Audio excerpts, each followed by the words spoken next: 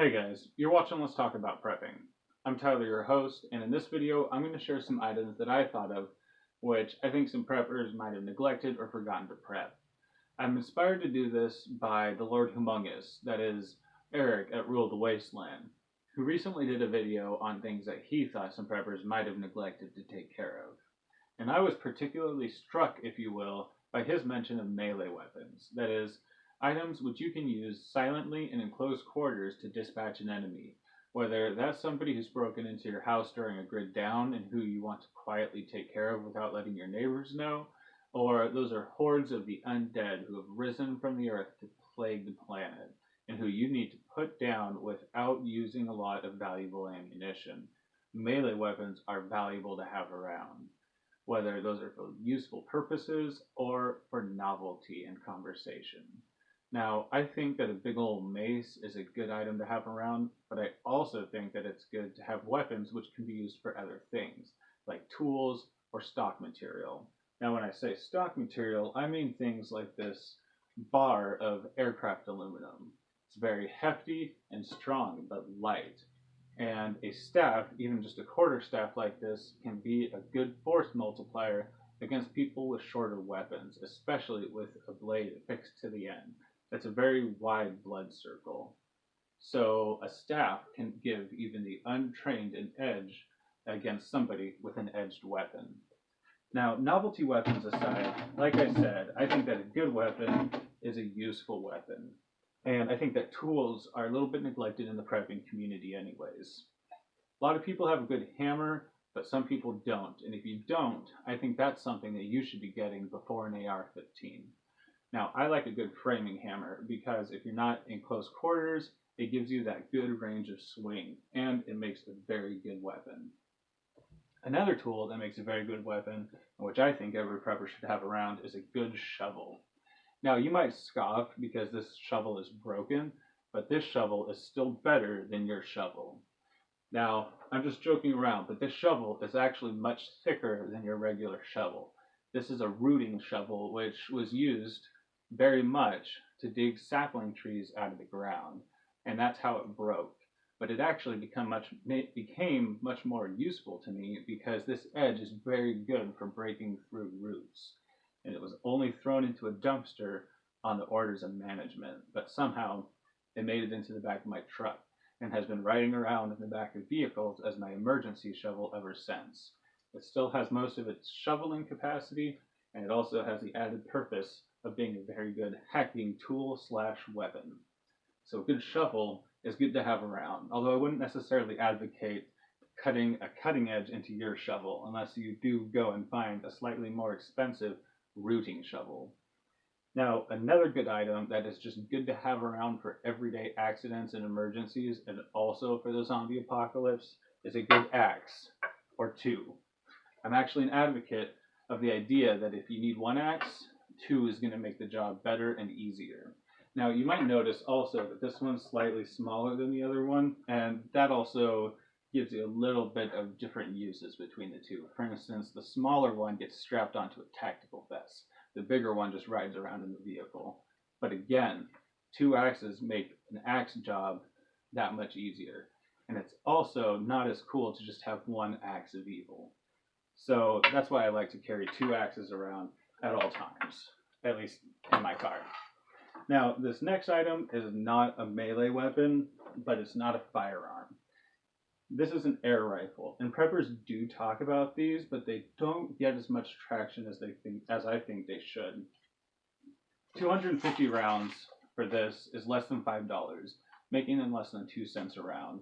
And the fact that you can cast or swage these yourself with just lead, meaning no casing or gunpowder, makes them a very good option. They're quiet and cheaper. You can buy about 4 of these for the price of a decent 1022 or a cheap AR-15. And while they may not last very long, which is the only contention that I've really heard that really detracts from these, and is something that this poor guy will probably help me test in the coming year, I do think that they last long enough to prove their usefulness. And I do think that they're a very good option for preppers to keep around. Now, I think that's pretty much it for the weapons side of things. But while we're on the topic of casting assuaging bullets, let's talk about reloading. Now, I know that this isn't exactly neglected in the prepping community, but there are some big preppers, even some very tactical preppers, who scoff at the idea of reloading. And whether that's because other people in their group take care of it for them, or they actually think that it's useless to put money into this that could instead just be put into ammunition stores, I think that reloading is a valuable skill and resource to have, whether it's for yourself or as a barter skill. And especially when it comes to shotguns, which are considerably simpler to reload for than rifles and handguns, it's a very good thing to take care of.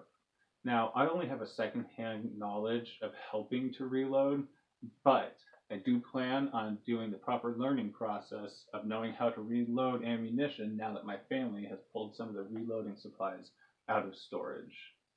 So I do think that even though it is sometimes neglected in the prepping community, if you have the resources and the time to learn reloading, it's a very good thing to have. Now, aside from reloading being a good barter item, another good thing to have around both for barter and morale would be candy. Now, obviously this does get mentioned, but I don't think it gets talked about a lot in prepping communities because it's not a necessity for survival. But whether it's storing candy, which is sort of hard to store and dries out pretty quickly, or just storing pure sugar and having the ability to produce sweets, this is something that would be very good to barter because our society is addicted to sugar, and that is something that would be paid for at a high premium by people who otherwise have their necessities taken care of. For instance, in my area, where there is a pretty decent population density to agriculture ratio, that there will be a lot of people who have their bare necessities taken care of who might be willing to trade for sweets. And that might make you a wealthy person, comparatively speaking, if you're able to provide some of those mod cons for people who miss them. Another thing that would be great for barter or morale are things like entertainment. And while that might be hard to have enough to barter with, having some video games or other sources of entertainment can be very valuable both for adults and children alike. And morale is invaluable in a lot of situations where you will be undermined from within far more often than from without. Now, when it comes to entertainment and morale, this next one, some people do scoff at, but I do store cell phones and other media devices. Now, I buy the cheapest cell phone that will get me by from Walmart as a track phone, and I use it even after it's cracked and well past starting to glitch and almost past usefulness in most other people's eyes. And then, whenever I'm not willing to carry them around anymore, I still save them and wipe them and load them with music or videos or PDFs from other prepper channels that I think will be valuable in a SHTF situation. Now, another thing that I have heard somebody talk about, and whether that was Eric at Rule the Wasteland or somebody in his live stream chat, is that pornography is something which could trade at a very high premium, and which some people would want to stash for an SHTF situation. And while we're talking about neglected things, that is definitely something that doesn't get talked about a lot. And while I don't plan to be the new Hugh Hefner of the Wasteland, it is a neglected item, and that's what we're talking about today. Now, I also really like to store music on my phones, whether that's just in the MP3 form or on YouTube Music, which has to have access to the internet every 30 days, and so which wouldn't be very good in a long-term situation. So MP3s would really be the best option. I really think that that's something that will help with a lot of morale. I love music, it helps get me through my day a lot of the time, and it's not something that I want to go without. Now, along the lines of phones and media are, of course, laptops and all the things that you keep on them, including private documents that you might want to preserve in an SHTF situation. And along with that, and all of the PDFs and valuable medical texts that you might be saving on them, a printer might be a valuable option. If you have the generator and there hasn't been an EMP, you would be able to print and trade that information, which would be very valuable in a post-internet down situation. Now, this next item is a little bit of an oddball, but it's something that doesn't really get talked about a lot and isn't even included in a lot of survival items, and that's a thermometer.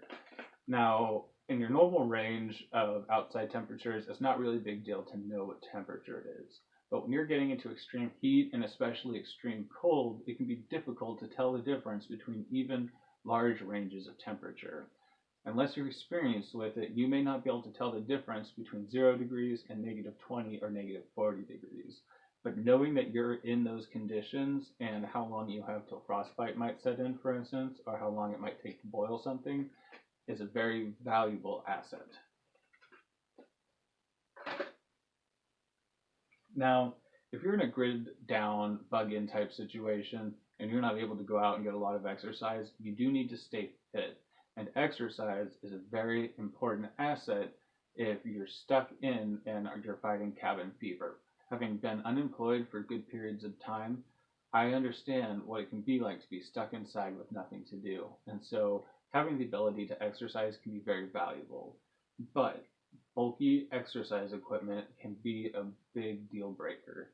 And so it can be very valuable to have things like ankle and wrist weights to allow you to do isometric workouts, or things like this, which are very compact and cheap, but which can be used to simulate a lot of different workouts. These are things that can give you the option of working out in a confined space. Now, one of my random item videos wouldn't be complete without the mention of buckets. And in today's video, we're going to showcase the square bucket. Now, unlike the round food storage buckets, these square buckets fit much tighter together and fit some various different options inside, like books or square items. I really like these ones for storing everyday items in, and I do put vacuum sealed bags of food in these. And they would make a very good option for filling with dirt or sand for ballistic protection. So that's why I keep stacks of those around. Anyways, I hope that was interesting, and I hope it was a valuable random items video. Thanks for watching, and stay tuned with Let's Talk About Prepping for future videos. Real quick, guys, I've forgotten to mention for a few videos that I started a TeeSpring.com account and designed a couple styles of t-shirt and hoodie, which you can now order through the links in the description down below. The one I'm wearing today is probably my favorite. It says, "It's all fun and games till someone loses an economy," and on the back, "Let's talk about prepping on YouTube." Just a little twist on some advice that your mother might or might not have given you. And the other shirt says, "Lazy prepper, if you see me running, try to keep up." Just a little twist on that old joke about nuclear technicians. This is my attempt at making people laugh and maybe think about prepping and check out the channel. I hope it made you chuckle, and if you do order one, the small profit margin on top will go to help the channel through supplies and equipment. And in that vein, I've also started an Amazon affiliate program account. Now that's where I give you links to items that I think might be useful to you, and you either use that as a list to go buy them from your thrift store and support your local economy, which is great, or go buy those items on Amazon or anything else after that. And if there is a commission price built into that item already, rather than charging you anything extra, I get that money, which would otherwise be left on the table, to help support this channel. Now, these and the Patreon account, which I'm also starting, are not a way where I'm trying to make money for myself. I am more than happy to continue using money from my paycheck to build this channel, as I have planned to do for years into the future. But I would also love to let this thing have a life of its own, where it's getting self-sustaining income and funds, where it can be a productive unit on its own, and where I can have a fund where watchers can suggest experiments or gear torture tests or various other things that they would like to see done but either don't have the funding or time to do for themselves, which will give me the ability to do things for them. Again, this is not a way for me to start making money, which is not a reason that I started this YouTube channel, but as a way for this to be a productive enterprise that I can let be its own monster and simply be the guiding force of. Anyways, that Patreon account is also linked in the description down below, where for just $1 a month or more if you feel like it, you will be able to donate to this enterprise, have a say that is slightly more than a commenter or an email lister in what goes on with this channel, and also be a party to the ongoing conversation that exists on a Patreon board and some of the private content that I want to make, but which I'm not necessarily comfortable putting on my main YouTube account, both for personal reasons and for future YouTube policy changes. But that is also something which I want to provide to people through an email list and maybe a future website once that's something that I can fund and set up and work into my time schedule. Anyways, I hope that's interesting. I hope you like those shirts. And thank you guys for supporting this channel just by watching. Again, this is not something that I expect to take off. It's just something that I wanted to get started, both because there is money sitting on the table and it does give a little bit of life to the channel that didn't exist before. Anyways, thanks for watching and stay safe out there, everyone.